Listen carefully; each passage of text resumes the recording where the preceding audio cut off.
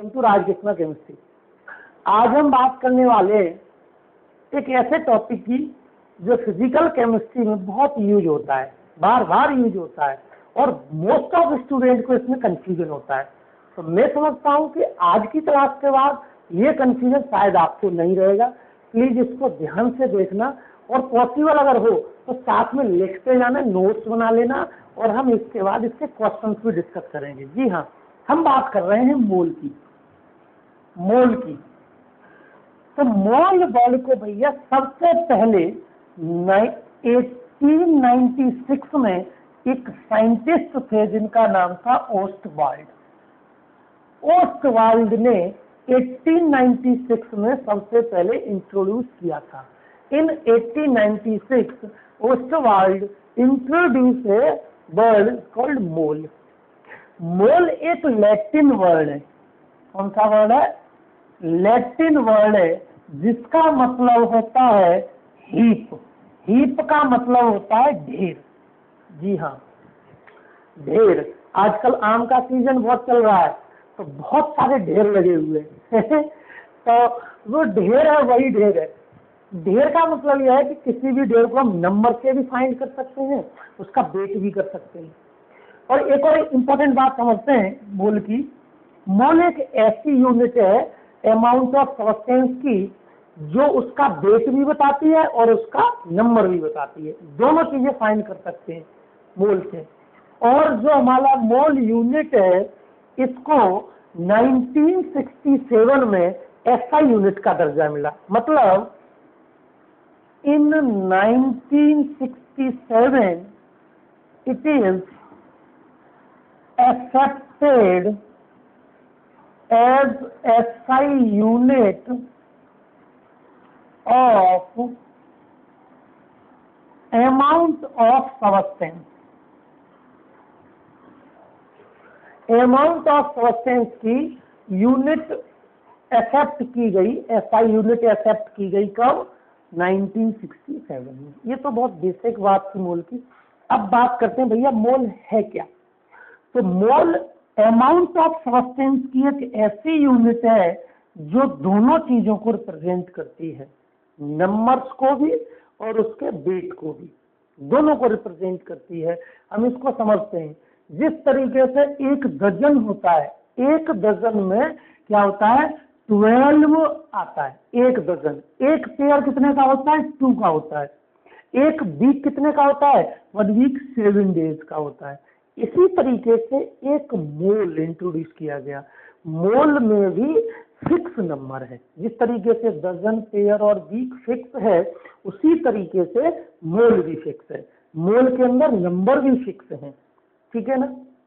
क्या नंबर है वो डिस्कस करेंगे और कितना नंबर फिक्स किया गया है साइंटिस्ट द्वारा वो भी हम डिस्कस करने वाले हैं। क्यों किया गया है वो सब कुछ डिटेल से पढ़ेंगे। तो एक मोल इक्वल टू, साइंटिस्ट लोगों ने डिस्कस करने के बाद ये डिसाइड किया कि 12 gram carbon atom, 12 gram carbon 12 isotope में जितने एटम प्रेजेंट होते हैं वही हमारे एक मोल सब्सटेंस पार्टिकल के बराबर होगा। मतलब a mole of any substance is the collection of number of atoms present in 12 gram carbon 12 isotopes. ठीक है भैया? मतलब 12 ग्राम कार्बन 12 आइसोटोप के अंदर जितने एटम प्रेजेंट होते हैं उतने ही एटम्स, उतने ही पार्टिकल किसी भी सब्सटेंस के एक मोल में प्रेजेंट होंगे। अब बात ये आती है कि भैया 12 ग्राम कार्बन 12 में कितने एटम प्रेजेंट होते हैं? तो ये प्रेजेंट होते हैं 6 पॉइंट, या हम लिखेंगे number of atoms present in 12 gram carbon 12 is equal to 6.023 into 10⁻23 atoms. ये किस में प्रेजेंट होते हैं? ये प्रेजेंट होते हैं 12 ग्राम कार्बन 12 आइसोटोप्स के अंदर। ठीक है, ये कैसे आया वो हम आगे सब डिस्कस करेंगे। ओके, अब मैं बात करता हूं कि किसी भी सब्सटेंस में कितने पार्टिकल्स प्रेजेंट होंगे। एक्चुअली किसी भी एलिमेंट्स में तो एटम प्रेजेंट होंगे, लेकिन कोई भी सब्सटेंस है, कोई कंपाउंड है, कोई मॉलिक्यूल है, तो सबका फंडामेंटल पार्टिकल एटम नहीं है। किसी का फंडामेंटल पार्टिकल मॉलिक्यूल्स है, किसी का फंडामेंटल पार्टिकल आयंस है। तो एक इसका जो जनरल रिप्रेजेंटेशन है किसी भी सब्सटेंस के लिए वो ये है कि नंबर ऑफ मोल्स या 1 mole of substance, sorry 1 mole of substance of any substance is equal to 6.023 into 10⁻23 fundamental particle। ये है हमारा एक जनरल रिप्रेजेंटेशन। एक मोल सब्सटेंस, एक मोल यानी सब्सटेंस के लिए। अब बात आती है कि फंडामेंटल पार्टिकल क्या है भैया। तो जो फंडामेंटल पार्टिकल होता है, फंडामेंटल पार्टिकल का मतलब है किसी भी सब्सटेंस की स्मॉलेस्ट और सिंपलेस्ट पार्ट को बोला जाता है फंडामेंटल पार्टिकल। यानी smallest and simplest part of any substance is called fundamental particle। For example element का जो फंडामेंटल पार्टिकल होता है, एलिमेंट का फंडामेंटल पार्टिकल क्या है? एटम। मतलब एलिमेंट का जो स्मॉलेस्ट और सिंपलेस्ट पार्ट क्या है? एटम। कंपाउंड का जो फंडामेंटल पार्टिकल होता है वो क्या है? मॉलिक्यूल। ठीक है भैया, फिर समझ लो ये हमारा एक जनरल रिप्रेजेंटेशन है। फंडामेंटल पार्टिकल्स क्या होते हैं? सिंपलेस्ट और स्मॉलेस्ट पार्ट होता है किसी भी सब्सटेंस का। एलिमेंट का फंडामेंटल पार्टिकल एटम है, कंपाउंड का फंडामेंटल पार्टिकल मॉलिक्यूल्स है, और मॉलिक्यूल्स का फंडामेंटल पार्टिकल क्या है? एटम। मॉलिक्यूल का फंडामेंटल पार्टिकल फर्दर क्या है? एटम। क्लियर? अब हम बात करें कुछ एग्जांपल की। अगर हम आपसे ये कहें कि 1 मोल कंपाउंड, 1 मोल कंपाउंड का मतलब क्या है? तो 1 मोल कंपाउंड का मतलब है 6.023 इंटू 10⁻23 क्या? Fundamental particle. और कंपाउंड का फंडामेंटल पार्टिकल क्या भैया? मॉलिक्यूल। तो यहाँ पे क्या हो जाएगा? मॉलिक्यूल। ओके, कोई दिक्कत वाली बात? हमेशा एटम नहीं रहेगा। कार्बन 12 के लिए हमने एटम की बात की थी क्योंकि एलिमेंट का फंडामेंटल पार्टिकल हमारा एटम है। अगर मैं यहाँ पे कहूं कि 1 मोल मॉलिक्यूल, तो भैया 1 मोल मॉलिक्यूल क्या होंगे? 6.023 इंटू 10⁻23 एटम। बिकॉज मॉलिक्यूल का फंडामेंटल पार्टिकल क्या है? एटम। और 1 मोल एटम्स की बात करें तो इतने एटम्स, क्योंकि एटम अपने आप में एक फंडामेंटल पार्टिकल है। समझ में आ रहा है? कोई दिक्कत हो तो बता देना भैया। 1 मोल एटम्स इक्वल टू इतने एटम।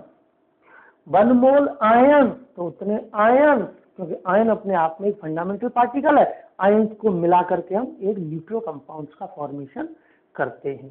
ठीक है, ये तो बेसिक बात होगी कि 1 मोल सब्सटेंस के अंदर कितने पार्टिकल्स प्रेजेंट होते हैं। वो हमारे होते हैं 6.023 इंटू 10⁻23 एटम्स। ठीक है भैया, फंडामेंटल पार्टिकल्स। अब हम बात करते हैं कि ये नंबर आया कहां से। ये जो नंबर है ये नंबर कहाँ से आया, इसको एवोगैड्रो नंबर भी कहते हैं, क्यों कहते हैं, ग्राम एटॉमिक मास है क्यों कहते हैं, ये सारे कंफ्यूजन को दूर करते हैं एक एक करके। तो पहले हम बात करते हैं कि भैया ये नंबर आया कहाँ से। तो हम लोगों ने पिछले लेक्चर में एक डिस्कस किया था किसी भी सब्सटेंस का एटॉमिक मास या कंपाउंड का मॉलिक्यूलर मास, तो वहां हमने रेफरेंस एटम लिया था कार्बन 12 आइसोटोप, और वहां हमने फाइंड किया था एक कार्बन एटम का मास। कितना मास था, किसके अकॉर्डिंग, तो वाई द मास स्पेक्ट्रोमीटर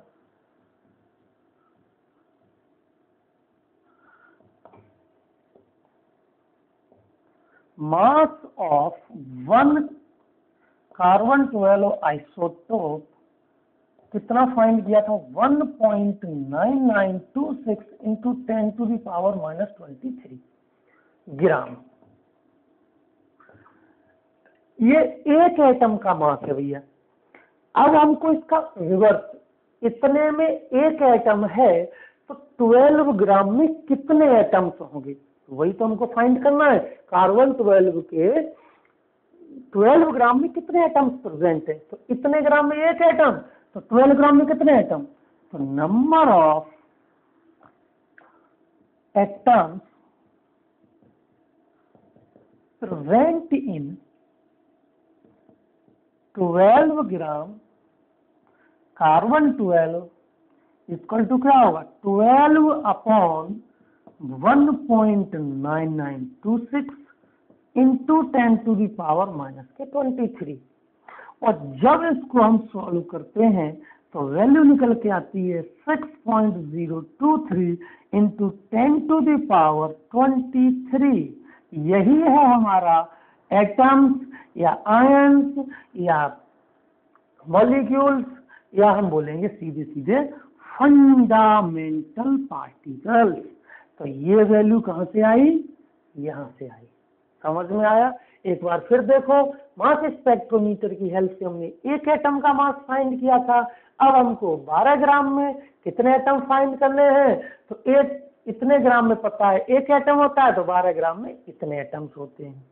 ये हमारे जो है एक मोल सब्सटेंस के बराबर है, एक मोल सब्सटेंस में जो फंडामेंटल पार्टिकल उसके अकॉर्डिंग।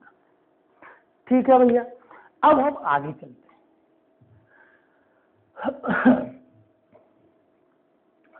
एक साइंटिस्ट थे जिनका नाम था भैया एवोगैड्रो।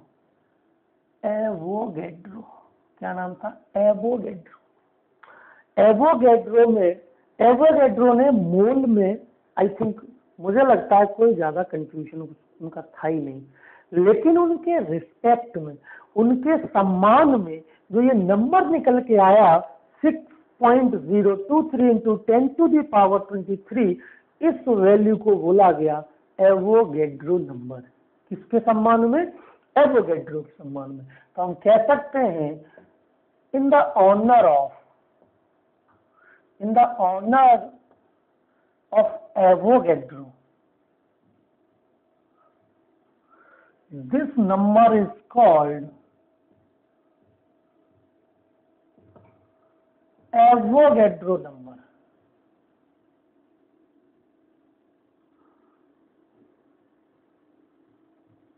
एवोगैड्रो नंबर, और इसको रिप्रेजेंट किया जाता है Na से। तो हम कह सकते हैं कि Na इक्वल टू 6.023 इंटू 10⁻23। क्या, वही भैया फंडामेंटल पार्टिकल, इसको नहीं भूलना है। ठीक है, मुझे सब लग रहा है कि आपको कोई दिक्कत नहीं होगी। अगर कोई दिक्कत हो दोबारा से इसको देख लेना, वीडियो को शुरू से देख लेना, जब समझ में आए तभी आगे बढ़ना। फंडामेंटल पार्टिकल, तो एवोगैड्रो नंबर हम बोल सकते हैं Na इक्वल टू, ये नंबर आ गया। नंबर कहाँ से आया वो हमने बता दिया आपको। अब हम आगे बढ़ते हैं इसमें।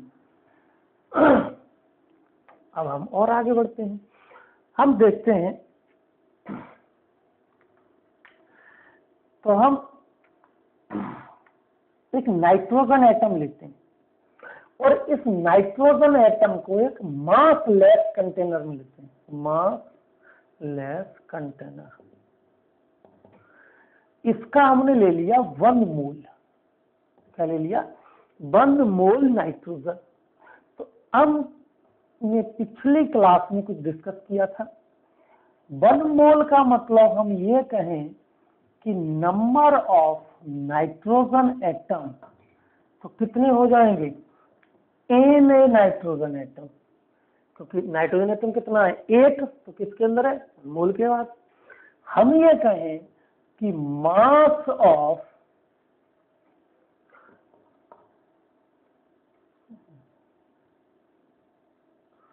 वन नाइट्रोजन एटम, तो कितना आएगा?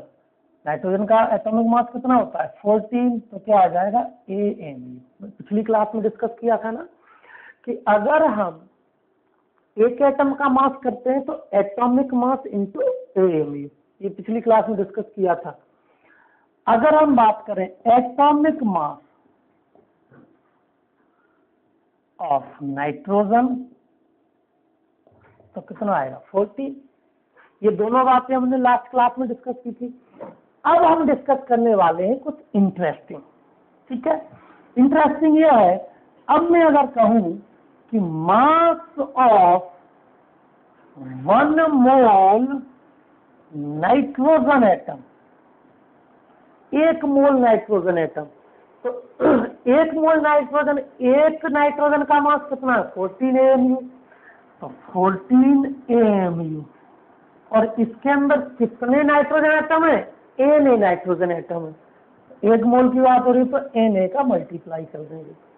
अब देखो, तो 14 इंटू AMU कितना होता है?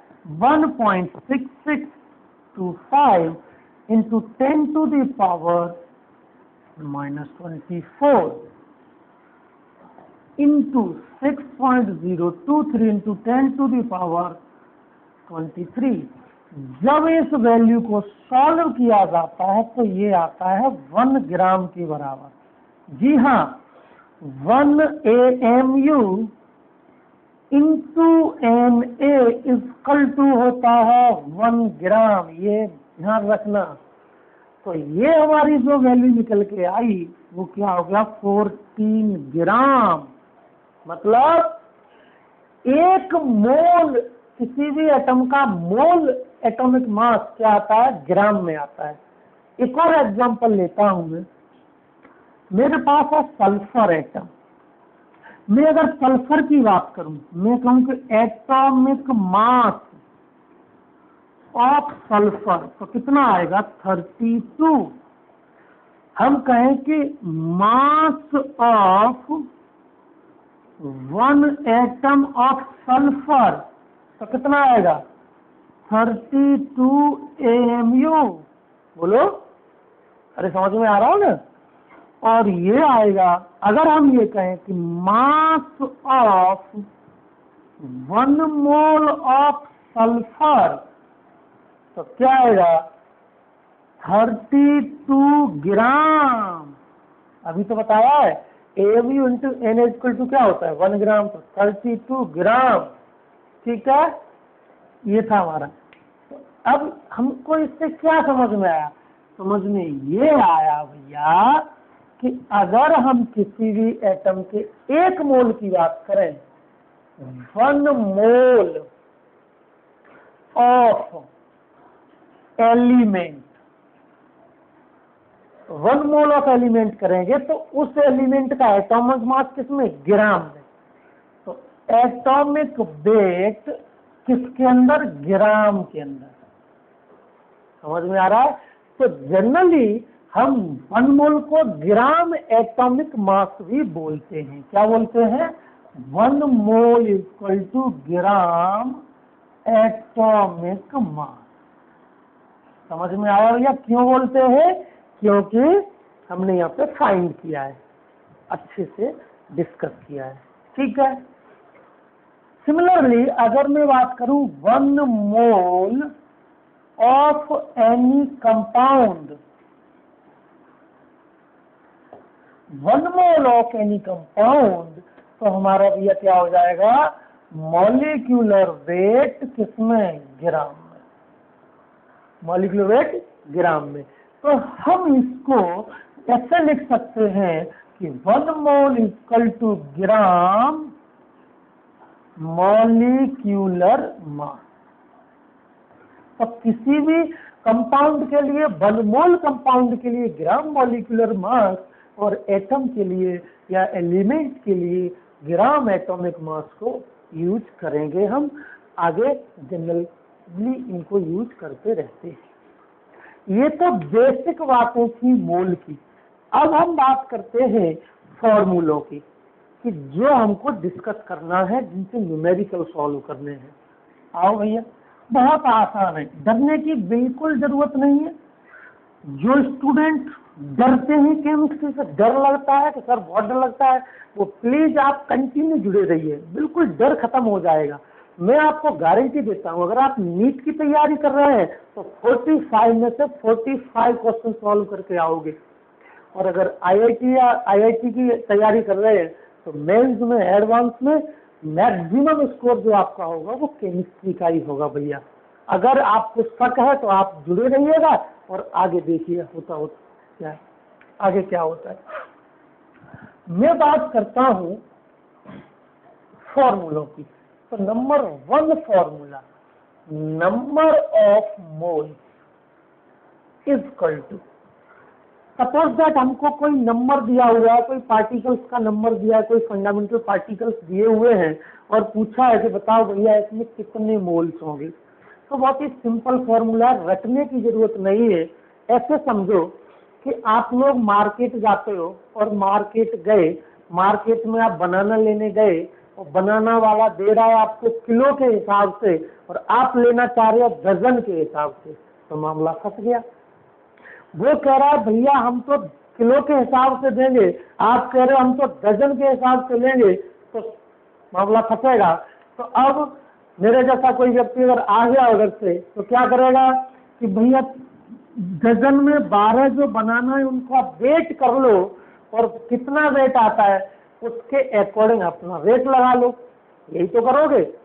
अगर हमको दे दिए 50 केले पड़े हुए हैं, आपसे कहा जाए कि भैया कितने दर्जन हो गए, तो 50 डिवाइडेड बाई 12। ऐसे ही नंबर ऑफ मोल्स निकालने हैं। हमें कुछ पार्टिकल्स दिए हैं, फंडामेंटल पार्टिकल्स का नंबर दिया हुआ है, तो हमारे पास जो एवोगैड्रो नंबर है, एक मोल में जितना नंबर होगा उससे डिवाइड कर देंगे, नंबर ऑफ मोल्स निकल आएंगे। पहला simple formula, given fundamental particle upon Avogadro number, या मैं बोल सकता हूँ 6.023 into 10 to the power 23। This is the first और सिंपल फॉर्मूला। दूसरा फॉर्मूला इसका, अभी हमने डिस्कस किया था कि किसी भी एटम एलिमेंट का जो 1 मोल होता है उसके ग्राम एटॉमिक मास के बराबर होता है। यानी 1 मोल का जो वेट है वो उसके एटॉमिक मास में को अगर ग्राम में लिया जाए तो उसके बराबर होता है। अगर हमको उसका कोई ज्यादा मास दिया हुआ है तो हम क्या करेंगे, जो 1 मोल का जो वेट है उससे डिवाइड कर देंगे तो नंबर ऑफ मोल्स निकल आएगा। सपोज दैट 1 दर्जन बनाना हमारे आते हैं 1.5 kg में, तो हमको बताया कि 10 kg में बताओ भैया कितने बनाना आएंगे, तो हम क्या करेंगे, सिंपल 10 kg को डिवाइड कर देंगे 1.5 से, तो नंबर ऑफ डजन निकलेंगे। सिमिलरली हमको पता है कि एक जो एटम है या एलिमेंट है उसमें कितना वेट में आता है मोल, तो पता है उसका एटॉमिक मास को ग्राम में लेते हैं तो वो मोल के बराबर होता है, तो जो गिवन मास है उसको उससे डिवाइड करते हैं। ठीक है भैया, अब तो समझ में आ गया होगा। तुम्हारा दूसरा जो फॉर्मूला है वो है number of moles is equal to given mass या given weight upon atomic mass या एटॉमिक मास। एटॉमिक मास या हम मॉलिक्यूलर मास भी ले सकते हैं अगर कंपाउंड्स का पूछा है, number of moles of element. और अगर हम बात करें similar number of moles of compound, तो क्या हो जाएगा, गिवन वेट अपॉन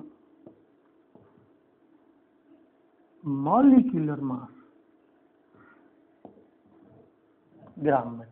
ठीक है भैया, मैं उम्मीद करता हूं आपको ये दो फॉर्मूले समझ में आए होंगे अच्छे से। ठीक है, क्लियर। अब हम आगे डिस्कस करते हैं, एक दो फॉर्मूला और है बहुत ही बेसिक, फिर हम के बेस्ड 2-3 न्यूमेरिकल आज डिस्कस करेंगे। फिर अगला जो लेक्चर होगा प्रॉपर न्यूमेरिकल्स का ही होगा, इसमें गैसेस से कैसे मोल्स निकाल रहे हैं वो भी हम आगे डिस्कस करेंगे। बिल्कुल एक एक पॉइंट इसका जब तक क्लियर नहीं हो जाता है तब तक हम अगले टॉपिक पे बढ़ेंगे ही नहीं। कहीं भी कोई बॉइड खाली नहीं रहेगा, कोशिश करूंगा सारे बॉइड फिल रहे हैं आपके, कोई कहीं प्रॉब्लम ना आए। सपोज दैट हमने लिया H2SO4, 1 मोल H2SO4 लिया तो यहाँ हमारा ये 2 और यहाँ जो 1 है ये 4 है, इनको क्या बोलते हैं, इनको बोलते हैं इंडेक्स। मेरे दोस्त ये इंडेक्स ये 1 है। हम इधर ये कहें कि number of hydrogen atom in 1 mole H2SO4, तो नंबर ऑफ हाइड्रोजन एटम कितने हैं, 2, लेकिन किसके अंदर है, 1 मोल के अंदर, तो इसको क्या बोलेंगे, 2Na एटम्स। हाइड्रोजन एटम कितने हो गए, 2Na, क्योंकि 2 है और ये 1 मोल लिया गया है। अगर आपसे कहा जाए number of sulphur atoms equal to, यह कितना, 1 ठीक है, बहुत आसान है, बहुत सिंपल है। अगर आपसे बोला जाए कि नंबर ऑफ ऑक्सीजन एटम्स तो कितना आएगा, 4Na। क्लियर, ये तो नंबर ऑफ एटम्स हो गए। मैं अगर ये कहूं कि number of moles of hydrogen atom in H2SO4, तो अभी हमने जो फॉर्मूला पढ़ा था कि given fundamental particle upon Na, तो इसका नंबर कितना आया है, 2Na। बोलो, अपॉन अभी कितना फॉर्मूला पढ़ा था ना, तो अपॉन क्या हो जाएगा, Na। Number of moles equal to क्या पढ़ा था, given fundamental particle upon Na, तो Na से Na कैंसिल हुआ, कितना आया, 2। बोलो भैया कोई दिक्कत वाली बात। ऐसे ही हम नंबर ऑफ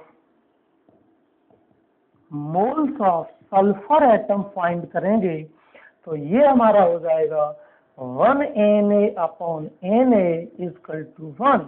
सिमिलरली हम फाइंड करेंगे ऑक्सीजन एटम के लिए, तो ये हो जाएगा 4Na upon Na equal to 4। तो यहाँ से हमारा कुछ कंक्लूजन निकल के आया, कुछ फॉर्मूला टाइप का बना। हम कहेंगे कि number of moles of any atom present in compound equal to, क्या होगा, ये क्या था हमारा इंडेक्स, क्या भैया, index into given moles of compound. ये तो निकल के आ रहा है, अभी देखो करके देख लेंगे, into given moles of compound. ये हमारा एक जनरल फॉर्मूला बन के आया। अगर इस फॉर्मूले में हम रखें फिर भी यही वैल्यू निकल के आएंगी, क्योंकि हमारा गिवन मोल्स कितना है, 1। H2SO4 में H2 का रखते तो कितना हो जाएगा, 2 × 1 इक्वल टू 2 मोल्स। सल्फर वाले का देखेंगे तो 1 × 1 इक्वल टू 1 मोल्स, और अगर ऑक्सीजन का रखेंगे तो 4 × 1 × 4 मोल्स। क्लियर, बहुत ही सिंपल है। एक और अप्लाई करते हैं, अमोनिया पे अप्लाई करते हैं। एक और एग्जांपल लेते हैं, बहुत ही बेसिक बातें हैं ये, बहुत ही आसान है। अगर मैं बात करूं अमोनिया की, हमने ले लिया यहाँ से 1 मोल अमोनिया लेते हैं, और हमसे कहा गया कि mole of nitrogen atom in ammonia, बताओ कितना आएगा इस अमोनिया में। तो इंडेक्स कितना है नाइट्रोजन का, 1 इंटू मोल कितना लिया गया है, 1, तो कितना आएगा, 1 मोल। क्लियर। हम अगर बात करें moles of hydrogen atom in ammonia, तो हाइड्रोजन का कितना इंडेक्स है 3 इंटू मोल कितना लिया है 1, तो कितना आ जाएगा 3 मोल्स।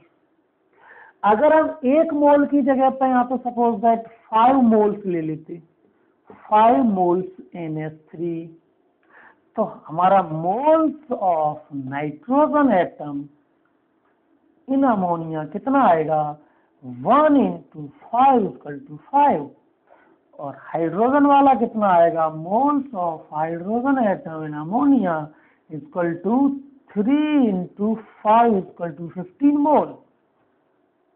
क्लियर ना? क्योंकि हमको ये बेसिक फॉर्मूला याद करना है, याद नहीं करना है, समझना है, अभी हमने इसको ड्राइव किया। ओके, तो ये कुछ बेसिक फॉर्मूले थे डिस्कस करने के। हम आगे कुछ न्यूमेरिकल 2-3 न्यूमेरिकल डिस्कस करेंगे। जैसे हमारा एक क्वेश्चन है जो हमने पढ़ा है, उसका कुछ बेसिक अप्लाई करते हैं, उसको बेसिक क्वेश्चन पर आगे अप्लाई करते हैं, जिससे आपको ये लगे कि हम कुछ सीख रहे हैं। जैसे क्वेश्चन है, calculate the total number of electron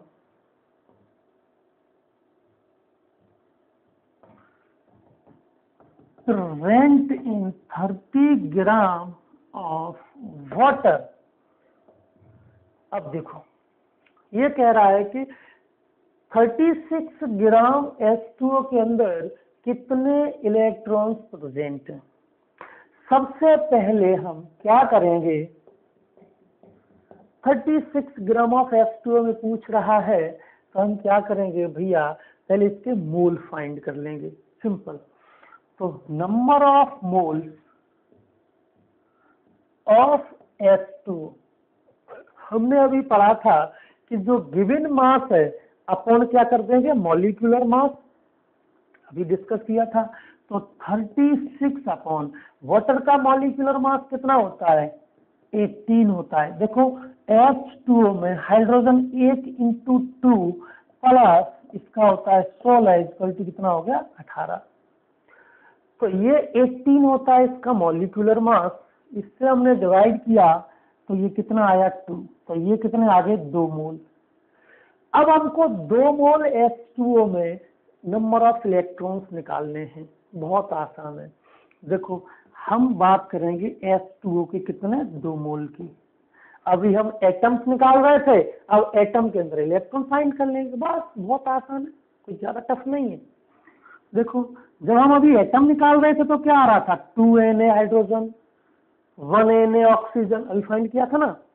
तो यहाँ पर नंबर ऑफ हाइड्रोजन एटम कितने हो गए भैया 2, तो ये दिए हुए हैं और 2 इधर हैं, तो 2 into 2 equal to 4Na number of hydrogen atom. और नंबर ऑफ ऑक्सीजन एटम कितने हो गए 1 इधर है, तो 1 इंटू 2 इक्वल टू क्या हो जाएगा 2Na। आप जानते हो 10th क्लास में पढ़ा होगा कि हाइड्रोजन के अंदर कितना होता है 1 इलेक्ट्रॉन, और ऑक्सीजन के अंदर कितना होते हैं 8 इलेक्ट्रॉन। तो भैया यहाँ जो इलेक्ट्रॉन्स आएंगे हाइड्रोजन में, number of electron present in 4Na hydrogen atom equal to क्या होगा 4 इंटू 1Na इलेक्ट्रॉन या 4Na इलेक्ट्रॉन्स। और ऑक्सीजन में कितने हो गए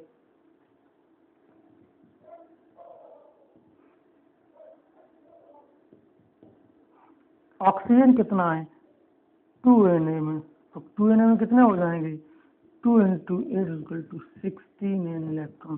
तो टोटल कितना आएंगे 16 और 4 20Na इलेक्ट्रॉन आंसर। मैं समझता हूँ आपको आसानी समझ में आ गया होगा।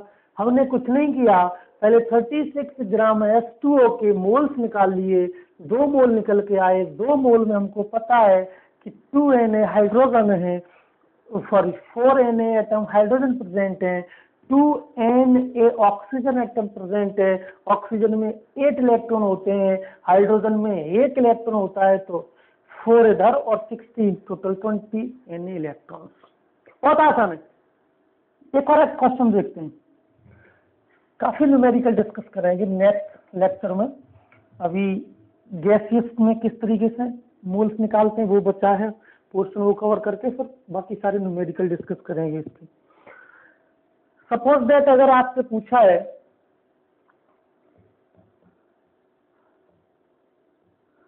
How many atoms present in 100 AMU helium, 100 AMU of helium. अब देखो बहुत ही आसान है ये तो, हमने कल डिस्कस किया था कि हीलियम का जो एटॉमिक मास होता है वो होता है 4, और एक हीलियम एटम का जो मास होता है वो होता है 4 AMU। तो हमको 100 AMU में निकालना है कितने हीलियम एटम्स हैं। तो हम जानते हैं कि mass of 1 helium atom is equal to होता है 4 AMU, और 100 AMU पूछा है तो 4 का डिवाइड कर देंगे सीधा सीधा। Number of helium atom equal to क्या हो जाएगा 100 अपॉन 4 इक्वल टू 25। आंसर मतलब 100 AMU में 25 एटम प्रेजेंट होंगे। एक लास्ट क्वेश्चन और डिस्कस करते हैं, आगे हम काफी क्वेश्चन डिस्कस करने वाले हैं जिससे आपको फील हो जाए कि हाँ हमारा मोल ही चल रहा है। एक क्वेश्चन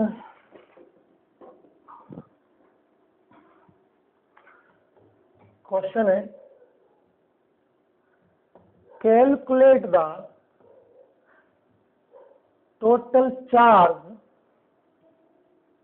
in coulomb